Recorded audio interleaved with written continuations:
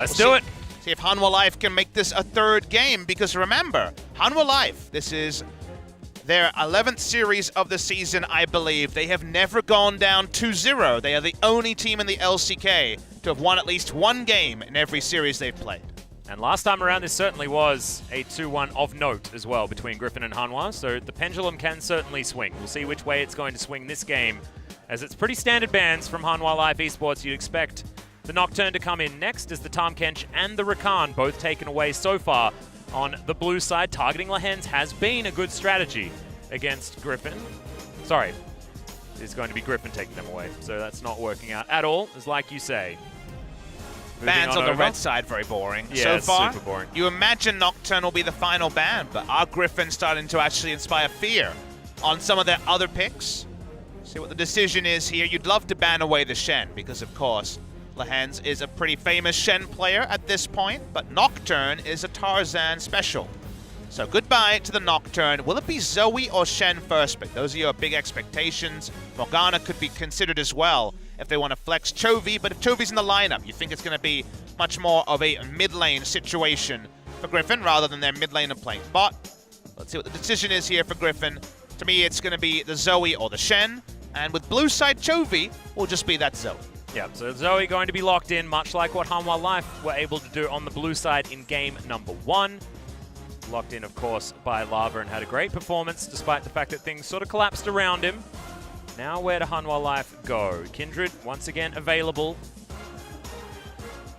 See whether that's going to be able to turn the tides this time, or whether it's going to be Griffin picking a very early Trundle this time and giving Tarzan still that room to move around the map and outthink Songwon. I have no problem with them returning to Kindred, because remember, the coaching staff and the substitute players would have been watching the pathing in game number 1, understood exactly what the halftime show did and how the 3 buff happened. So that's going to be the sort of thing where Griffin can't pull that exact trick at the same time. Now, they may have new tricks, and that would be a bigger problem for Hanwha Life, but I imagine we're going to see the same jungle matchup. They'll need to take the Trundle now, as I imagine Hanwha Life will ban it if they don't take jungle in this round. Still, Funnel is an option here for Griffin if they want to. I think it's Vlad and Trundle time. I hope so, Papa Smithy, but we had to at least say that they could be putting that Zoe on the bottom side of the map. This is certainly good news, though, as Viper's Vladimir has been one of the best on the season. As an awesome dude, he's pretty damn awesome at Vladimir. It's Chovy now to lock in their last of their first round picks. And I would also really like either the Morgana or the Trundle to be locked in here. The Shen would also be one they could consider if they're willing to give up on the Trundle pick. Decent lane as well with the Vlad. Yeah, with Vladimir there, I think it'll be just fine. Shen, a big favorite of Lehends. They'll take it. Kind of feels weird that Hanwha Life will probably be priced into banning Trundle, given that the Kindred matchup is seen as a winning one. But it's all about the players, all about the early macro that Griffin have been able to flex, that the Trundle becomes a bit of a fear-mongering champion. Morgana's probably going to be taken away here pretty happily by the side of Hanwha Life, and it will be double-ranged bot lane. Could potentially have a happy time early game against Shen and Vladimir. Yeah, certainly some options. Hanwha Life are going to not give away any of the information on their solo lanes as well. Certainly one of the opportunities you have on the red side. Darius and Mundo both available. You'd expect bans towards those champions here. But we don't want a repeat game where they have no way to kill Dr. Mundo. Okay, well, they're expecting the flex of the Shen. It's a possibility. Sword has played one game against Hanwha Life on top lane Shen, but that was, of course, the first match of the season for Griffin many moons ago. And Griffin have been one of the most flexible teams. I don't hate the ban. It's worth considering. Now you see a GP ban, and you're like, wait, what's going on here? I do like it, though, given the fact that the Soraka Vladimir lane is disgusting, especially against that of a Morgana. So not bad, not bad. Just make sure you cover your bases. Hanwha Life, what do they take away next? The Trundle is certainly standing out. Mundo. Don't want to deal with Sword once again. They did not have a strategy to deal with the Mundo in the previous game. Gragas still available. Very likely to be just blind picked by Hanwha Life. They want something safe. One of these two teams almost certain to take the Gragas. You'd probably expect it to be Hanwha Life with the first pick on red side. Otherwise, Linderung is not going to have that pick, and Songwan will have to contend with the explosive cask in team fights. Well, I wonder what Sword is actually going for now. With the Darius being banned away, they leave up the Gragas. You'd expect Hanwha Life to pick that one up here for Linderung at this pick. If you don't, I think it's a pretty big problem because the Gragas is so clean an answer for what Hanwha Life are trying to do. They're going to prize the Galio very high. They could have taken Gragas and Galio would still have been available as a last pick, as Zoe and Vladimir are already selected for Griffin. To be happy enough to leave open the Gragas, I guess Gragas Trundle comes in, and then you wonder what Hanwha Life are actually saving their last pick for. And also Griffin priced themselves into so much magic damage. You see Sword though, he's thinking about this and he's thinking, bit suspicious that he didn't take Gragas in a scenario where it would be very powerful. Will Linderung have a new pick to show us to potentially run over a Gragas if they do select it? See what Griffin decide for the final pick. Again, Gragas does seem like a really strong pick here for Griffin, but it was for Hanwha Life as well. It will still be selected. Oh no! Oh no, it's the Camille, so they do want to get that damage range. Put some physical in there. Of course, Trundle does do a bit of damage, but he's going to be building full tank, and now Sword going to have a lot of control on the top side unless Hanwha Life pick a big tank up there, and then you could just run the Trundle if you want to, put the Camille in the jungle. So a lot has happened this second round. We'll get to it. It probably will be Jax for the skill matchup in this scenario. What Griffin considered was if we took Gragas, they could take Camille. And while early game, Gragas does find that matchup. If you watch the games yesterday, Camille hits 2 items, Ravenous Hydra, and runs over the Gragas and sets up a 4-1 split push. So instead, Griffin say, all right, let's deny Hextech Ultimatum and Galio synergy for engage by taking away the Camille, and then Hanwha Life go the next level of Jax into the Camille. So it's actually a very technical last couple of picks here. Hanwha Life will be happy with the end result, and if they can set up the Gragas to just win this game in the Jax to win this game in the split push, that's a potential win condition for Hanwha Life. I also really like Hextech Ultimatum when it's up against the Lamb's Respite as well. You can claim ground very effectively. You pair that with a lot of the other tools that Griffin do have available to them. They should be able to get things done in that space that is provided. But looking over the side of Hanwha, it feels like they're...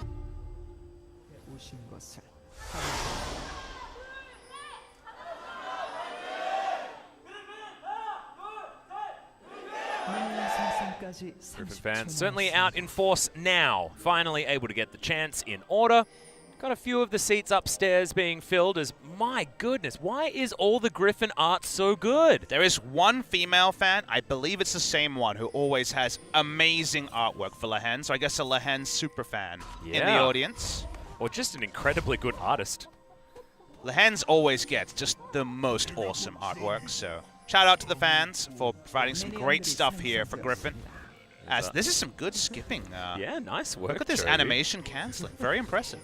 The mechanics, the early game mechanics that Chovy's demonstrating. This is why we play him and not Rather. This is why we prefer him, of course. And we were so surprised when we saw Griffin versus Afrika Freaks, a 6-0 Vladimir scoreline for Viper this season, aiming 4-0, and no pick or ban on the Vladimir in either game. No surprise to see Viper return to it. He has definitely been our best Vladimir player in lane and out of lane when it comes to these bot lane Vladimirs in summer season. Yeah. Absolutely incredible so far, and decided to go for something a little bit different. Has got the Cleanse in his hand instead of that of the Ghost or something like that. With Predator available, you don't necessarily need as much movement speed, but often when you're going for Predator, you can go towards something like the Teleport, but wants a little bit more capabilities in the lane. Oh boy, last stand actually taken by Linderung, ready for some of these fearsome extended battles against the Camille. Early game, the Comet, of course, being applied on the W is very nice for the laning phase of the Camille, but when Jax gets going, he really only goes one way against the Camille. It is a lopsided matchup as the game rolls on. Well, speaking of lopsided, it's once again going to be bottom lane that the Scuttle comes out, and that is going to be great news for Songwan because he picks up the mark, grabs that one for himself. Viper dealing with this minion wave underneath the turret. It's a good taunt to come down as Sangyun's going to cop... Nope. That was one turret shot, maybe? Maybe he was just out of range. Didn't take a lot of damage there. Early laning phase, the double range going to be very, very comfortable against Viper and Lehen's. Viper has gone for Predator again this game. He's gone for Electrocute in the past. Upside seeing more trades. Just Linderung hitting level 3 now and getting access to all his abilities.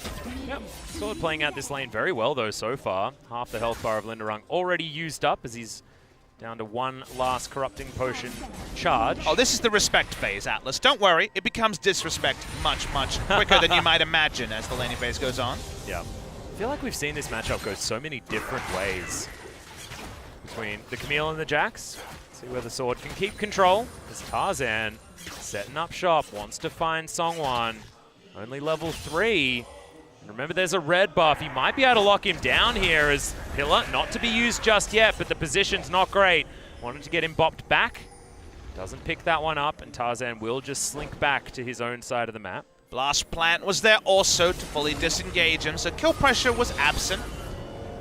Sword continues to flex on the top side while things are good. Got to get going while the things are good on the top side. He knows Songwon's jungling around there, so he probably wants to leave the lane pretty soon. Yeah. Biscuit picked up as well, which is cute, as the taunt does land onto Key. Explosive damage to the Flash with the pull! Flash pull was successful this time, and First Blood gonna go over to Lahen's Sungyun. May have bitten off more than he can chew, as Lahen's gets the Flash and gets himself out. Beautiful play once again, 2v2 for Griffin. Laning on this Shen is so hard these days, and Lahen's 2 games in a row has impressed us. This time on the Shen, just able to play everything perfectly. The replay needs to come up to really do justice to how well he played that. That's 2 games in a row, they got a 2v2 kill onto Key. Yeah, and this is ridiculous as well. Teleport's already been used by Linderung, and Sword able to get him down very, very low. All of his Corrupting Potion charges have been taken as well, and the wave is pushing back towards the Camille. This could only get worse for the Jax. Griffin controlling both of the outer lanes. Haven't looked at the mid lane too much, but Chovy has been farming very well, despite Tarzan not being able to keep Songwon in check so far this game. Certainly is looking good otherwise. Second mark to be taken here from the Kindred, who has a lot on his shoulders this game. Definitely, the Kindred has a lot of options. I imagine mostly topside options to help out Linderung and double down on Linderung winning the lane eventually. For now, again, still very, very painful times. For Linderung, no shop yet from Sword. First shop was State Doran Blade because he was low on health. And for a second shop is Linderung, but I guess Sword will probably work on a Tiamat for the first shop. But let's go on the bot lane and talk about what happens here. I'm not sure on the Black Shield cooldown. I would imagine it wasn't available, but it's not used. Key low on mana. Could have even been a mana thing. They dive in. You think, okay, so far as his Key walked up, it's going to be a kill. Let's talk about how Lahen stays alive. Look for how long he holds on to the dodge field. In fact, we're going to have to short it, because down the bot lane there was some more action. But he held on to the dodge field so long that Sungyun couldn't clean up the kill on the Shen because of the missed autos and got out. So beautiful stuff by both the bot laners, but I think Lahen's job deserved a little bit more of a magnifying glass. Yeah, I want to talk about Sungyun just a little bit as well. He's managed to put himself ahead by 20 CS, and look at what's in his inventory as well. He does have that sheen for the start, so wants to dominate this lane as much as possible. We were celebrating this the last time the choice was made, and once again, is it going to be the intelligent choice, Papa? It definitely is, Atlas. Good for you to call it out. If you don't go for either the Vamp Scepter or the Sheen, you lose this lane very hard. You cannot go Sheen against the Mages or the Bruisers in bot side. The Sheen makes a lot of sense here because basically it helps you to double down on trades and actually keep the Vladimir at a lower health total. So it's a good choice by Sungyun, but of course we know it would delay his tier time. Yeah. Obviously, last time around, it wasn't too much of a worry for the Ezreal. As you saw topside, these trades are starting to go back the other way. Grandmaster's Might available for Linderung now as level 6 has been hit. Songwon just clearing out vision. Okay, hookshot held on to.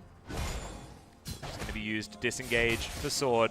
Sword only wins the instant poke trade, so he's gone Sheen to double down on just a Q to the face or a W Comet. Anything else, the Conqueror, the Counter-Strike kicks in, and the Jax will win. Is someone trying to jungle around the pressure of topside?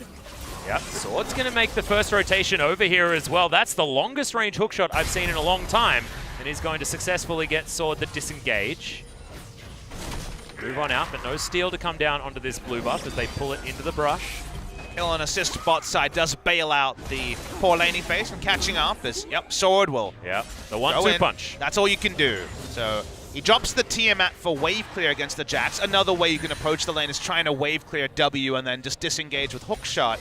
Wants to have some aggressive options, so went Sheen, but yeah, when the Sheen's on cooldown, when the first burst is gone, you definitely want to disengage the Jax at any cost. Yep. Right now, buying time for Viper to be able to control this game as well. He would have liked that first blood, but now Lucidity Boots and a book. He's got a bit of damage, a bit of cooldown reduction. A lot of control here as they shove this wave forward. Sangyu does have more CS, but having that wave shoved means that this can happen. As the blue buff is going to be stolen away, Tarzan's going to get a blue swirling around him as Chovy already picked up theirs. Just see, macro-wise, how ahead of the play they were. Songwon made the very clear understanding of, I have a control ward top, Jack's winning trades, I want to contest the blue. That was a smart decision, don't get me wrong. But it was repelled by Griffin coming in as a team, and Chovy got the blue. But then, Tarzan just says, why don't we just go take the enemy blue? We got bot lane pushing, there's no reinforcements. Songwon is probably going to stay top side to take down some camps and maybe even the scuttle. They get a blue buff steal, and now Hanwha Life exit from the second spawn of blue with neither of them. Yeah, and it hasn't necessarily been the same as game number 1, but I feel like Tarzan's taking us through a masterclass at the Trundle versus Kindred matchup. Just playing it out, understanding when he's strong, understanding back timings, understanding exactly what Songwon's going to be doing at any given moment.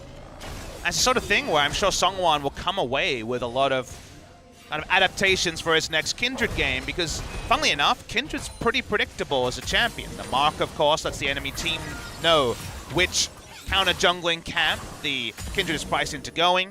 While you don't always mark the person you want to kill, sometimes you mark the other side of the map in order to obfuscate your gank timing. That also can be a bit of sleight of hand from the Kindred. If you know what your enemy jungler is going to do, as a Trundle, you can path around it and make intelligent decisions, and that's what we've seen from Tarzan 2 games in a row. Well, speaking of pathing around, someone is going to be discovered here by a Sword, but doesn't see what Key's doing. Ward instantly cleared, but Sword knows that he's got friends on the top side. I believe that Key also has been marked missing on the bottom side of the map as well. So Sword probably needs to play pretty respectfully because the 4-man dive is certainly on the horizon. Doesn't have a teleport on Vladimir to join either. Went cleanse this game. Tarzan, you know, he's pretty aware of what's happening. This blast plant could be, scrying ult could be big, as here we go. Yep, Sword holding onto the ultimate at the moment, but does have Stand United on top of him. Chovy decides to let the Gargoyle go into the fight. Gets a taunt onto one member as, oh god, Lahan's able to survive as Sungyun has to go down to his stopwatch. 100 health now as Chovy getting the attention of Hanwha Life, but Griffin now on the re-engage. They're under the wrong tower as in goes Sword, flashes forward. Sungyun is going to get taken down. It's a 1-for-1 so far as top laners claim the kills. Lamb's Respite comes in, but they will get down very low, and that's exactly what Chovy wants to do, to now clean up the last kills of this fight. Tarzan trying to get a really good pillar in this fight, but I don't think he's going to be able to get there as Songwon has a black shield. They will make their way out. A 1-for-1. It's so close, and Griffin still looking for more. It's way better than a 1-for-1. Vladimir just got 2 waves to himself the entire time. They're going to continue pushing, and Hanwha Life losing this map all around this top lane 5-man gang. Yep, teleport is going to come in. Hanwha want to try and defend themselves as, oh god, Trouble Bubble goes down, but at least the black shield is there. Chovy doesn't have a paddle star to give this Jax, and they are going to successfully get themselves out, so teleport for basically nothing. So many resources and so much time wasted as the Vladimir catches up in farm. This is something that was read ahead of time. Anyone could see this was coming, and certainly Griffin did. They don't fully disengage the hero's entrance, but actually registering a kill becomes so hard. The hands ups into a lot of damage, holds onto his flash, has to use it. Very intelligent flash by Tarzan to not go down, as Key was trying to chase him. By this time, it's 5 members of Hanwha Life here. Under turret, they are able to take down Sangyun, whose teleport was used to get here, as you remember. No one further went down, but in the minimap we're seeing there's some fighting going on. Yeah, Linderung's got some friends here towards the top side, but 2 versus 4, probably not something that Griffin want to take. Sorry, 3 versus 4. Slahens is still hanging out up here. They're trying to defend this turret that's very, very low because first turret still hasn't gone down as we've got slivers on every outer turret from Hanwha Life as Lava has to flash. Gets himself out with the Justice Punch as well through the Brambleback as Chovy discovers Songwon, and it feels like Hanwha can't go anywhere without a Griffin member hanging around. Doesn't it feel like Griffin got the spoilers this game and knew exactly where things were going to be Black a couple of seconds before? Enacted. Very strange how they've been able, kind of eerie. They've been so good at being ahead of the play, but Griffin have always been just a step ahead, and that has got them a pretty big lead. It doesn't look like, it doesn't read like it's 1,300 gold and just a kill. Here's Linderung. Yep, once again, going to get taunted up. Slahens jumps in, really good stun from the hook shot, but Linderung doesn't seem to mind too much. Dodge field fantastic against the Jax as Songwon trying to dance around, does have the options here. His sword with full health should be okay. Oh, all right. Slahens probably wouldn't have fallen down to that one. I believe it went through a few minions on its way with the True Shot Barrage, but Viper has had the easiest early game of his life. He got so much free time, about 4 minutes, I guess, of this farming and pushing the turret as Vladimir. Also, the other meanwhile, Chovy gets the mid lane turret as well. And Tarzan will get an Infernal Drake. Good God, the whole outer ring of turrets and an Infernal taken in a matter of moments because they got a 1-for-1 top.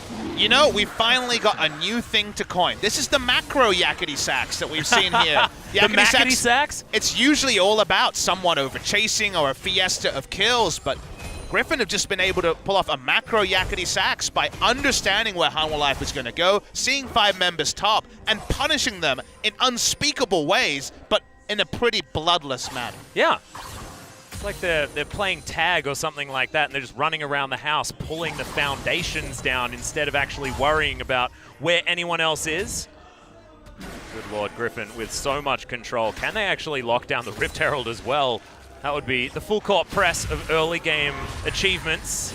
As Viper doesn't care about that. He just wants to take down this minion wave. Hanwha Life just trying to go for very clear set pieces, have been second to this game in a pretty big way. Tried the all-in on top side with the all-in comp. They've got the Galio, they've got the teleport advantage bot side. And now they really have to find a way to build around what they do have. A Jax into Camille. But do they have enough map control to do? You look at the map, because they've lost so many turrets in a row, it feels like the split push may never happen because the Jax will be forced to back and group far, far earlier than he ever wants to do that. Yeah, 3,000 gold is now the lead for Griffin as well. A lot of that is between the Camille and the Jax on the top side of the map. 25 CS separates them, and yes, the kill went over to Linderung, but with all of that global gold picked up, Sword was there for the local first turret gold as well. This Camille will have the best time possible into a difficult matchup at the moment against the Jax, as on top of everything else that's going wrong. Trinity Force just completed. CDR item, which means that he can disengage very reliably. There will be some all-in attempts, but I imagine that Camille knows her job is to just keep the Jax in check and then don't die. Is really all you have to do. Griffin, walk up. They got 3 turrets to 0, so they're going to easily pick up the Rift Herald. See where the use of this is. At 15 minutes 50, the Baron doesn't spawn for another 4 minutes. Total damage dealt here is, well, we'll hold on to the bot side. Oh, flash. Coming in from everyone. Blast Cone means all sorts of weird things happen when the ultimatum goes down, but in the end, it's going to be a very dead Ezreal and Sword picking up another one. Really feels bad to be bounced around that many times and still die, but the ultimatum goes down. There's no exit that time for the Ezreal. Not actually sending the Camille into the Jax, just focusing on picking up a kill. Piggyback is so much fun when you're Griffin. And also, Vladimir doesn't mind the matchup into the Jax, and yes, it's a duo lane Vlad, but has it really been a duo lane, Papa? Lahens has been topside a lot of the game. Viper's level 10, having a great time. He's same level as Linderung, the solo laner. It's like they've got 3 solo lanes, and then they've got the River Jax, and the Troll just doing what he likes in the jungle. They just had access to so much more farm than Hanwha Life, because Hanwha Life packed up and took a first-class trip to topside, and in the meantime, you just look at the numbers. 20 CS advantage in top, a 20 CS odd advantage in mid, 10 CS in the AD carry role. They've just killed more minions because Hanwha Life were too tunnel visioned on making the set piece play top. Yep. Not only that, Shelly was taken and the Infernal Drake was taken as well. Ocean will be second dragon on the map. That'll be coming up in a few minutes' time. As Linderung, he wants nothing to do with Sword. He's still got only pieces of his Trinity Force and understands that even he probably can't take this fight. Trying to do battle, but Sword with control of this lane, feeling very, very good. Topside still haven't been able to take down that outer turret. Just still feeling like Griffin know exactly where Hanwha are trying to take advantages, and they just can't do it. Key is going to discover Tarzan. Even the red buff, it's not something that feels like Hanwha own, even if it's on their side of the map. It's such a weird game here because we're staring down the barrel of Griffin coming back from that loss with a 2-0 win. Setting up around the red buff. Here probably not going to be any action. People will look at this game and probably some people will go and say, oh, it's only Hanwha Life that Griffin is beating, but Hanwha Life are a good team in the LCK, and they are being made to look very ordinary by Griffin. Hanwha Life are above KT and SKT, not by chance, not by luck, not by strength of schedule. They have been better than those two teams reliably, and yet Griffin is making them look like a bottom-tier team. Yeah, and will most likely, based on how this one's going, serve them their first 0-2 defeat so far in the LCK. Yes, they've beaten people 2-0.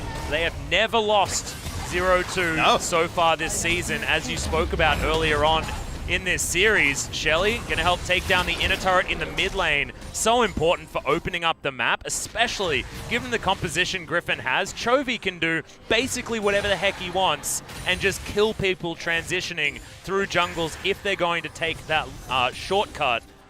Just so many options now for Griffin and not very many for Hanwha at all. And good news, we might have our first Camille top lane win. It took 6 games, but Camille top lane looking like it might be a pick. I thought it was going to be Crazy that was going to get the victory. No, it's going to be Sword this time.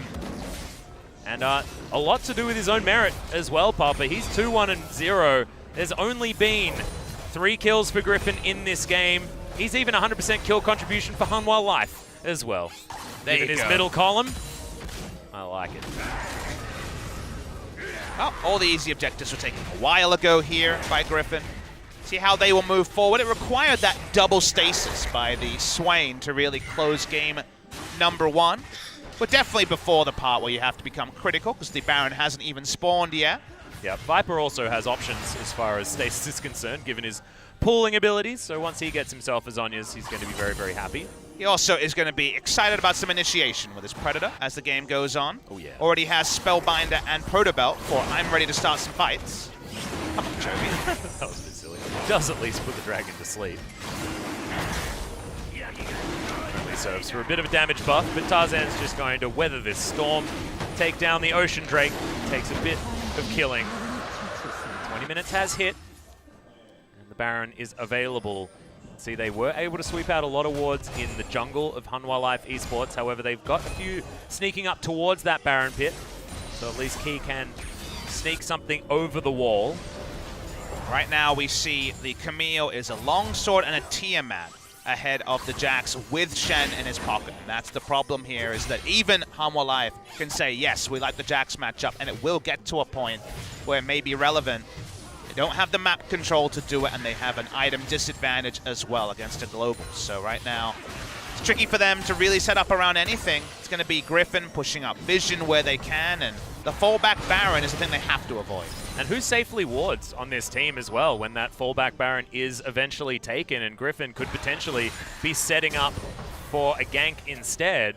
I mean, Key's not going to be able to walk forward, doesn't even have a stopwatch in his back pocket, let alone that of a Zhonya's. It's the buddy system Atlas, and unfortunately that means someone also is going to continue to miss out on the farm that we alluded to earlier in this game. Got Wolves being contested and taken away just to deny resources, finding a very bloodless way to grow the lead. Right now, sitting around 5,800 gold.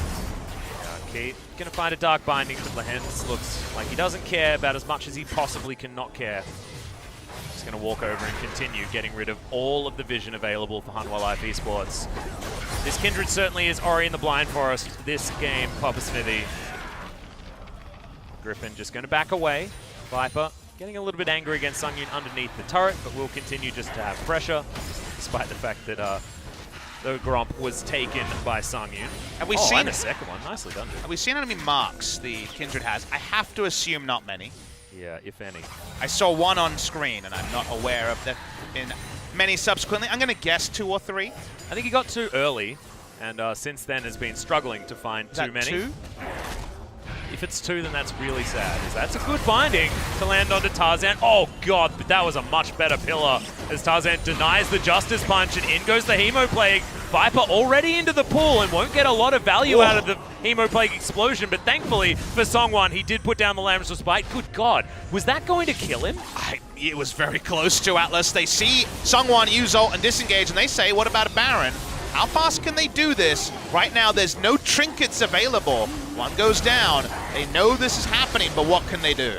Well, Chovy's just waiting with a trouble bubble, lands it onto Sangyun somehow, just goes through the popcorn chickens. Not even entirely sure how it managed to work. As Key, Soul Shackles is there, but red buff was calculated from Chovy as he's now skipping around the fight. Viper not going to be in here as Griffin are still on the Baron. Beautiful taunt from Lehens, gets 3 members. They take down the Baron and even start off the fight as Sword. A lot of damage opportunity, but even has Stand United off the back end. The Shen taken down, but he saved the life of the Camille. And now Griffin's still fighting for more. Chovy picks up one as Sangyun flashed on by Tarzan, who goes into the stasis as well. Cooldown's now available for Viper, who waits for it. Crimson Rush locks down the Kindred. Now Sangyun and Lava look on in horror as all waves are pushing, and now there's a Baron buff on Griffin. It's outrageous how good Griffin are. They just styled once again on Hanwha Life around this. Speaking of, they're just looking for more if they can. Probably not going to be able to kill Lava, but no problem. They take the Baron, they take up a turn. How they managed to take Baron, turn, get a couple of kills all in the same time, beggars belief. We're going to watch the replay here.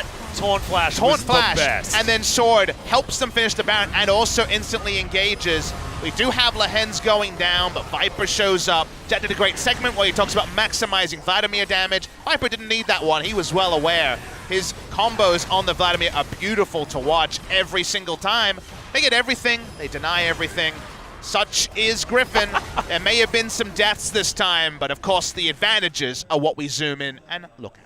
Well, I mean, if you go back and watch that in slow motion, I'm pretty sure you'll discover that Lehens did basically everything about as perfectly as you could possibly do it ever in a team fight ever. Yeah. It was stunning. The stopwatch into Stand United to save Sword's life. Just beautiful. He died, but he'd done everything already. Set Griffin up to win, got them a Baron. And what we've learned in the past about our war heroes, Atlas, if you do everything perfectly, they'll write poems about you. You will be remembered. The eulogy will be beautiful. I'm actually tearing up thinking about it. Well, we'll see who's going to actually write it. Do you reckon we can commission someone who's like pretty famous to write the poem? I think the one person that does the artwork probably does some nice poetry as well. They're already a pretty damn good artist. Okay, see whether that transitions into writing as well. It'll probably be in Korean, but we'll get it translated. We've got Joel. He's sitting on raid call, ready to go. Well, we're going to be hearing from him soon as we're just looking for Griffin to close this game as Viper moves real fast. Yep, Predator has never been a more aptly named keystone, Pop Smithy. As this Vladimir is certainly looking to try and take some more lives. 1-0 and 3 now, it's not enough. It's been too bloodless this game for the Hemomancer. Viper wants to find this inhibitor turret on the bottom side of the map. They've already taken it in the mid lane. Trouble Bubble lands. Chovy not going to be able to connect it.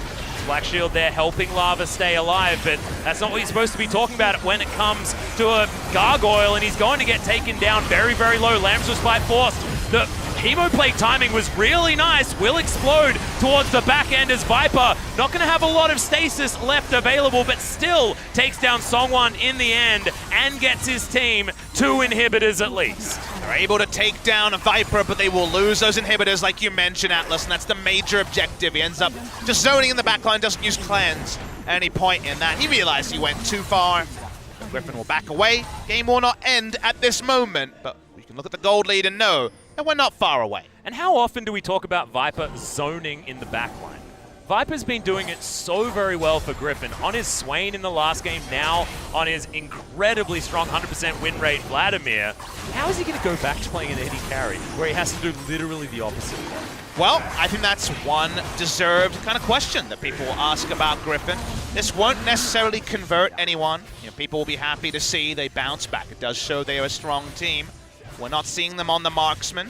There is no indication that Marksman will become a must-run in the bot side, as it was a 3.5k gold Baron buff power play. Not bad. Little maths there. But Challenger games only mean so much. He does have the reputation for being a hard carry, 80 carry in Challenger, but those games are a while ago. Yeah.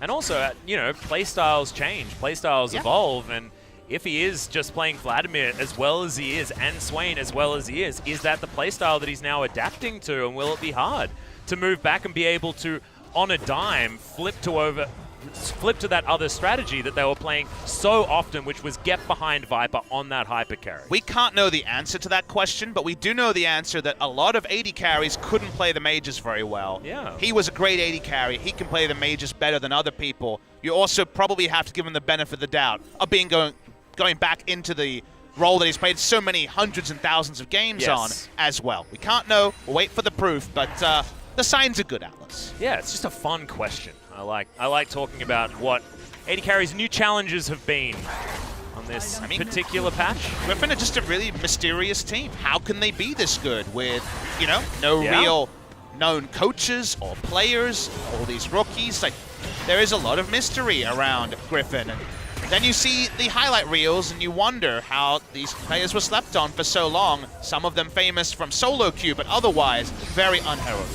Well, and the team as well, famous for creating team plays as well. We all remember the Skarner Thresh, able to not necessarily be on their own incredibly good, but as a team be incredibly good. Their reputation was all about the team fights. As Linderung goes in for a stun onto Sword, but Hookshot will get him out. Lehens is going to deny a lot of these autos from Linderung, but now doesn't have the cooldown, and they couldn't figure out who they wanted to jump on. It's going to be Lehens with the shield, but that means the Linderung might have found a couple of targets. Hero's entrance means Lava's a little bit too far away after the flash, and this means the base is in shambles, and no one even dies on the side of Griffin. This piggyback has been so glorious to watch, and now his friends are showing up. Yeah, it was the leapfrog to come down as Viper. He's going to launch his way forward, gets a lot of his health back there as well, given his Q. And Shen able to lock down the Galio. Good lord, the Battlestar damage that's come in as Tarzan just stands himself in front of the Nexus and will deny Hanwha Life the safety of having that buffer of that one game. It's a 0-2 for the first time, and